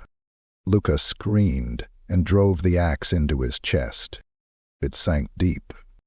Fire burst from Drasgor's mouth, his scream a chorus of agony and rage. He staggered back, dropped his sword, and collapsed in a heap of flame and steam. Silence. Kolya fell to his knees, exhausted. Luka stood over Drasgor's body, breath ragged. Ekaterina groaned, crawling toward them. Behind the throne, the ice cracked. A spiral staircase revealed. Ascending. Kolya looked at Luka. "She's waiting, below." And Luka nodded. Blood trailed behind them as they descended into the coldest heart of the world. Chapter 15. Castle of Sorrows.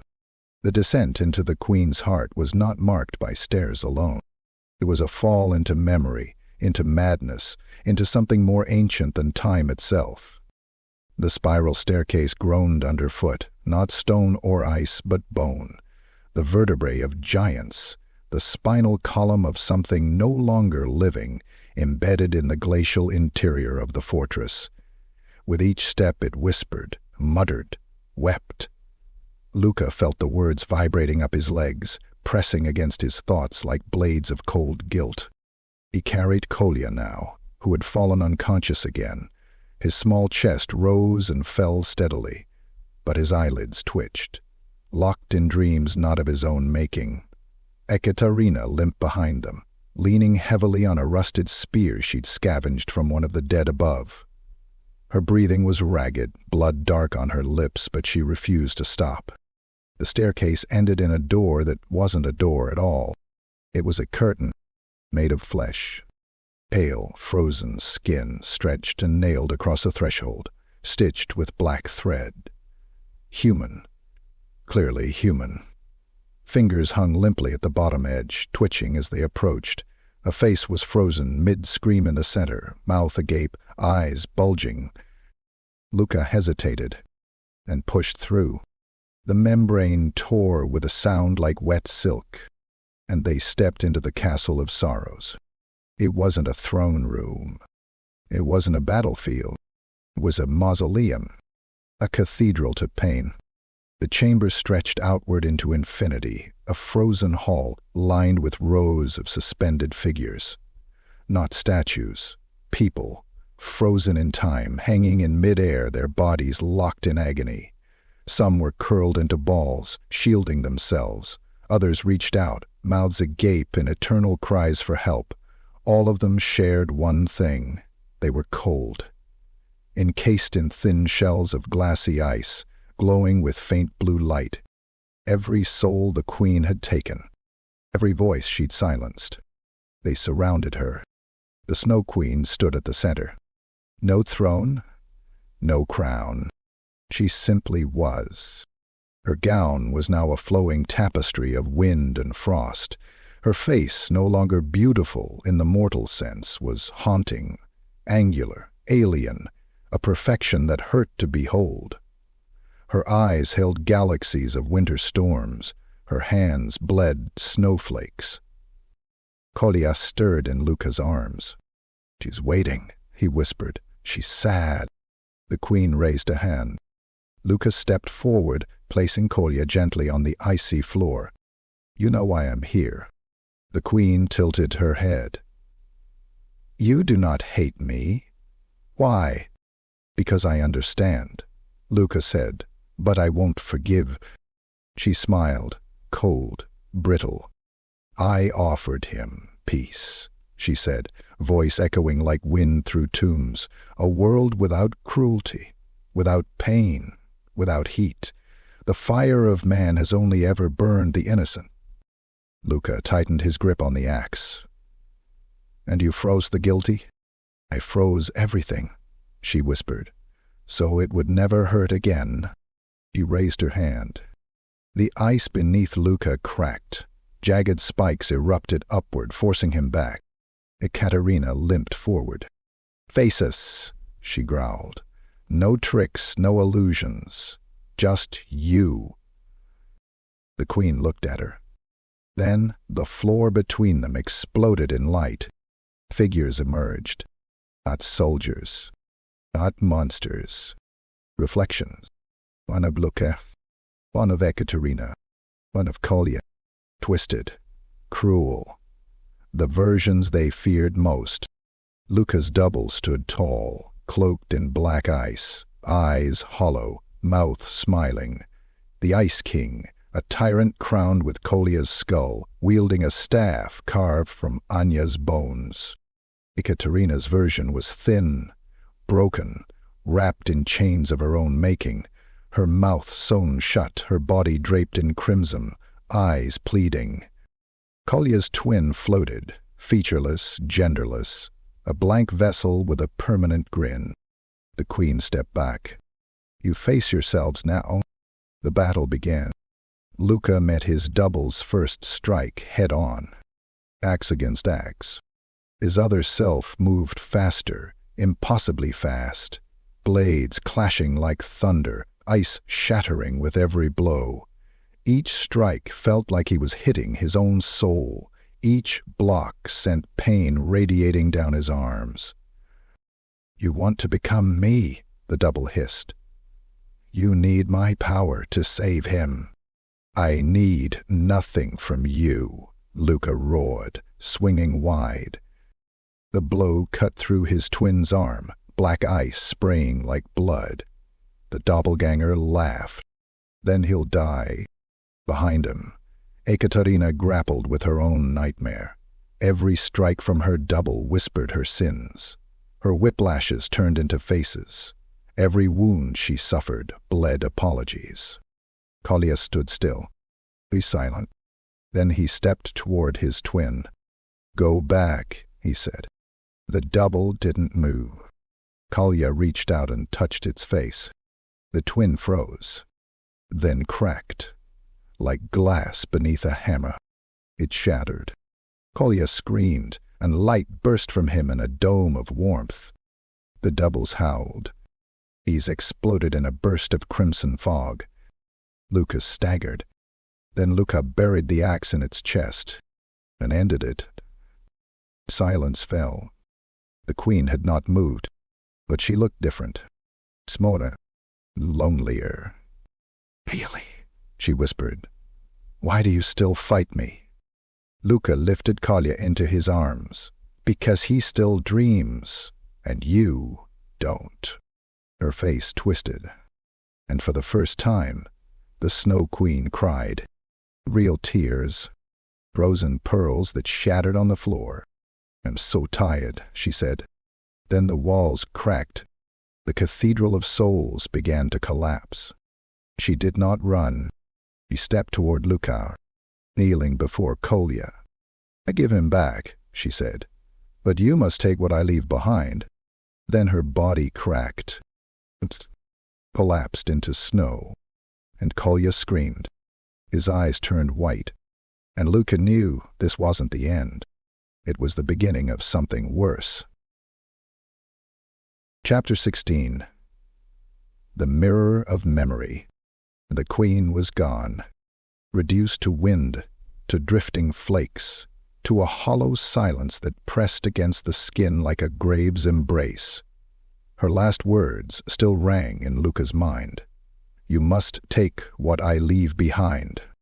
He held Kolya close, but the boy was not screaming anymore. He wasn't moving. He wasn't breathing. The chamber cracked and groaned around them.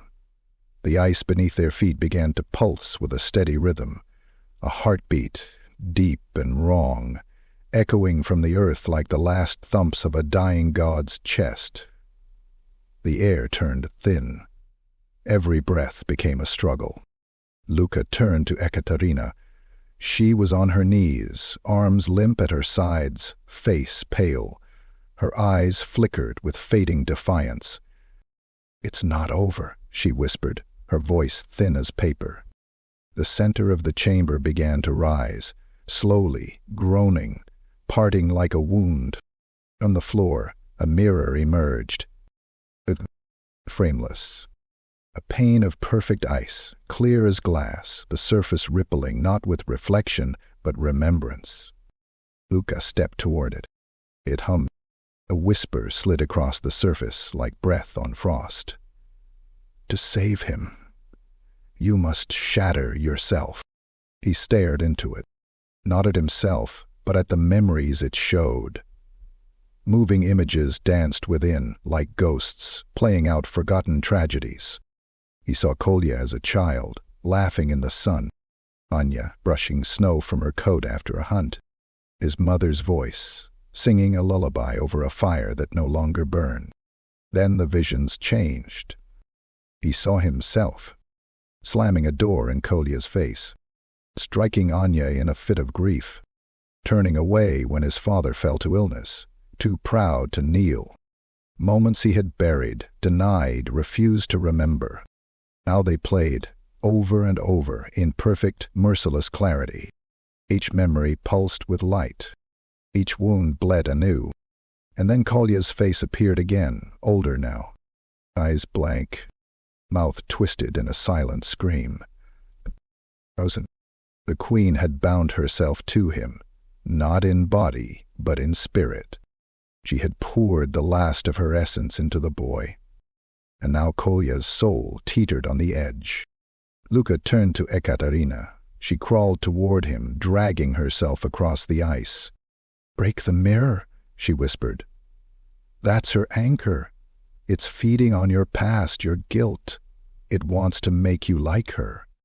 Luka looked back. The mirror was whispering now, louder. "Let go," it purred. "Become." The pain can stop. Lucas gritted his teeth. Tears streamed down his cheeks, freezing before they reached his chin. He raised his axe. The mirror shifted again. This time it showed Kolya kneeling in snow, begging Luka not to leave, begging to come on a hunt, to be like his big brother. Luka had left him, had walked away, irritated, cold, uncaring. That's what the queen had used.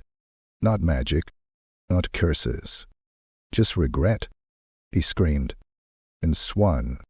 The axe struck. The mirror cracked. Light burst outward, bright, searing, pure.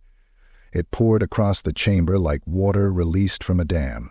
It scalded, it screamed. The mirror shattered completely, and the chamber began to collapse. From above, the bodies in ice melted all at once, thousands of souls released, their final cries echoing into the sky. The fortress shook. The floor buckled. Luka ran, scooped Kolya into his arms, grabbed Ekaterina's hand, and sprinted. Walls caved. Ice fell like guillotines. The chamber narrowed into a tunnel of swirling frost and screaming wind. The storm had been released, unleashed, not by the queen, but by truth. Truth torn open, laid bare, bleeding into the world like a second chaos. They burst from the entrance just as the castle crumbled behind them. The tower fell. The spires cracked, and the entire glacier that housed the queen's throne sank into the earth like a dying titan. Then Kolya breathed, a small, rattling gasp. Luka fell to his knees, held his brother, watched as the boy's eyes fluttered open, wide, wet, normal. No frost, no glow. Just Kolya. "Luka," the boy whispered, and Luka laughed. Wild, broken, free. But the sky above still boiled. The snow still whispered. The queen was gone, but her curse had taken root. In Luca's heart, in the land, and far to the north, something stirred, something that watched, that waited. Because once ice has touched your soul, it never truly lets go. Chapter 17. Trial by Frost. They didn't descend from the glacier descended around them. The ground cracked beneath their feet, spilling fishes of blue fire and steam as the remnants of the Queen's fortress groaned and collapsed into the abyss. The wind howled, not like a storm but like a dying god, long, low, lonely, as if the land itself mourned her absence. Luca held Kolya tight against his chest, his little brother's shallow breath warm against his neck. Ekaterina limped beside him, her strength dwindling, her skin pale and bruised, but her eyes never left the horizon. They had escaped the collapse, but they hadn't escaped her. The Queen's body was gone, her castle shattered, but the sky above still swirled with her essence, blades of aurora, jagged streaks of light that lashed at the clouds and tore open the sky. Thunder cracked in unnatural rhythms, pulsing with heartbeats. Hers? Luca's? No, something new. Kolya stirred. "She's in me," he whispered. "But she's not her anymore. She's waiting." Luca's heart seized. Waiting for what? "For you," Kolya said and pointed. The glacier ahead split in two with a thunderous roar. From within the opening rose a structure, a dome. Not crafted, not carved, grown. A living hemisphere of solid ice, beating faintly like the inside of a womb. Tendrils of frozen mist coiled out from its core, reaching across the landscape like veins. Within that dome was silence. Stillness. Judgment. Katerina hissed through her teeth. "The last chamber." Luca nodded. They approached. As they stepped inside, the world changed. Not physically, but fundamentally. They were no longer on the glacier. Not in the real. They stood in a memory made manifest. It was a forest, but wrong. Every tree was bent into the shape of a weeping woman, bark bleeding frost. The wind whispered regrets, old voices Luca hadn't heard in years. His mother, his father, Anya, all of them begging, pleading. Kolya stepped forward. "She made this for you, to see if you'll become what she was." Then came the storm. Figures emerged from the snow. Luca's passed. Again. But now they spoke. The first was Anya, her throat slit, blood frozen into a necklace. "You left me alone with the beasts," she moaned. "You were hunting ghosts while I bled out in the snow." Luca staggered. "No, I tried to come back, I tried." "Too late," she said, and lunged. He raised the axe, but it passed through her like mist. Pain exploded in his side. Not real, but it felt real. Kolya gritted his teeth. "Don't fight them with steel. Fight them with truth." Another figure stepped forward. His father. Burned, skeletal, coughing ash. "You never forgave me. Not for the beatings, not for the hunts. You let me rot." "I hated you," Luca whispered, "but I never stopped hoping you'd change." The ghost paused, then shattered. Piece by piece, his memory fell like ash into snow. One by one, the ghosts came, his failings, his regrets, every lie he told himself to survive. They didn't strike with blades, they accused, and each accusation stabbed deeper than any steel. Finally, only one figure remained. The queen, not tall, not regal, just a girl. Tattered dress, blood on her feet, hair tangled with pine needles. "I didn't want to die alone," she said. "I begged them. I prayed. The gods didn't answer. Only the ice did. "I know," Luca whispered. She approached. "Will you take my place? Will you carry the cold for me?" Luca felt it then. All of it. The power. The legacy. The truth. The choice. He could take her mantle. Control the winter, stop it from spreading, rule it. Or he could destroy it, and Kolya with it. "Choose," she said, eyes hollow. "Or it will choose for you." Luca dropped his axe, knelt beside Kolya. Helen took his hand. "I will never leave you again," he said. "Not for power, not for peace. We fight the cold, together." And then he stood, faced the girl, and embraced her. She shivered, then sighed. It broke. The light burst from within her, pure, blinding. It tore through the dome, cracked the ice, melted the memory. The storm screamed, then vanished. When Luca opened his eyes, the dome was gone. So was the glacier. Just snow remained, and a sunrise. Kolya stood beside him, steady. Ekaterina wept quietly behind them. The trial was over. With the scars, the frost within, they would never truly thaw. Chapter 19. Shattering the Crown. The sun shone on Kislev's north for the first time in nearly a month. Not the sickly twilight of a false dawn, not the colorless gleam of chaos light reflecting from broken glaciers, but real sunlight, golden, pale and trembling, as if the sky itself was learning to breathe again. Yet peace did not follow light, not immediately, because beneath the thaw something stirred. Luca, Kolya, and Ekaterina began their descent from the ruined cradle of the spire. Behind them the ice still creaked, still bled. The queen was gone, her essence fragmented and sealed in the Heartwater pool. But her crown remained. They found it at the base of a shattered monolith of ice.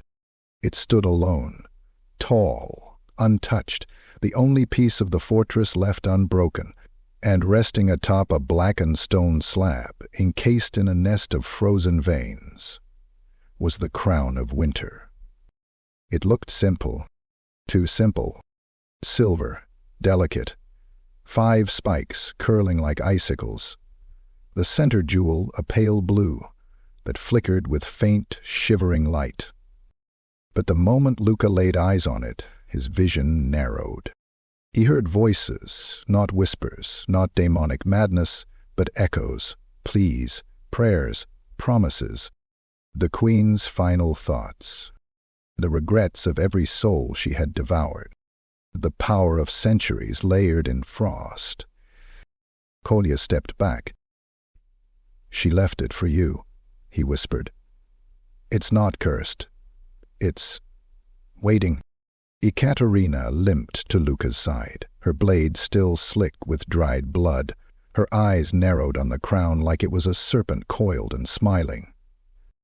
"If you wear it," she said softly, "you'll rule the cold. You could hold it back, control it, maybe even end it." Luca stared at the crown. He felt it calling to something buried deep inside him, not hunger, not ambition, but grief, that bitter root that had driven every step, that hollow ache of failure and loss. He saw himself wearing it, standing at the edge of the world, raising a wall of frost to hold back chaos, a savior, a tyrant, the god. His fingers twitched. He stepped forward. Kolya grabbed his coat. "You don't have to." She tried. It broke her. "I know," Luca whispered, "but maybe it doesn't have to break me." He reached out. The air around the crown grew colder. The snow beneath his boots crackled and shrank away. Ice climbed his wrist as he touched the metal, frost creeping into his veins. And then, a scream, Not from Kolya, not from Ekaterina, from the crown. A woman's voice, raging, shrieking, begging. I don't want to be remembered like this. The crown pulsed. The ice beneath it cracked. And suddenly Luka understood. The crown wasn't power. It was a prison. A cage where the queen had sealed the last of her will, her hatred, her desperation, her grief. The seed of winter. And it was taking root. Kolya screamed, staggering backward. Ekaterina fell to her knees, clutching her head as frost raced up her spine. Luka's fingers burned, his eyes blurred. And then he let go. He raised the axe with his other hand and brought it down. It shattered. The crown split. Light and frost exploded in all directions.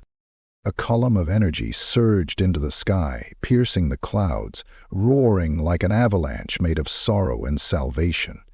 It blasted across the wastes, splitting glaciers, melting walls of ice, evaporating the last of the storm. And in silence, real silence, Luka fell to his knees. Feeling steam rose from the fragments of the crown, now no more than frost dust on the wind. Kolya approached him slowly, placing one small hand on his shoulder. He's gone now, the boy whispered. Really gone? Luka nodded. Ekaterina sat in the snow, staring into the sunrise, her expression blank and exhausted. Above them, a single flake drifted down. It landed on Luka's nose and melted. The frost had lost its master. Winter had no queen, but it had been beaten, and for the first time in a long, long time, Kislev exhaled.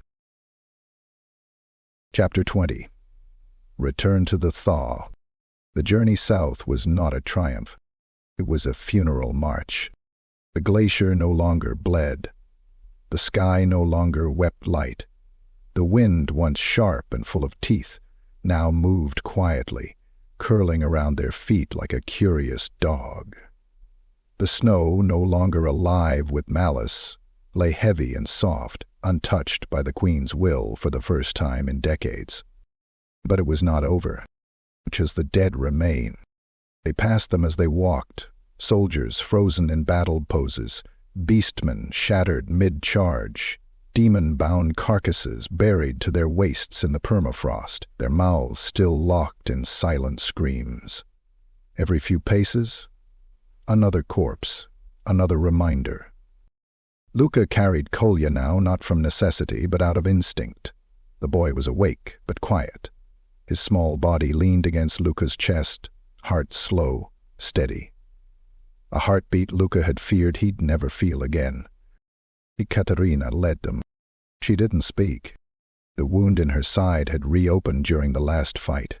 Blood soaked her coat and her breaths came in short, ragged bursts, visible even in the milder air.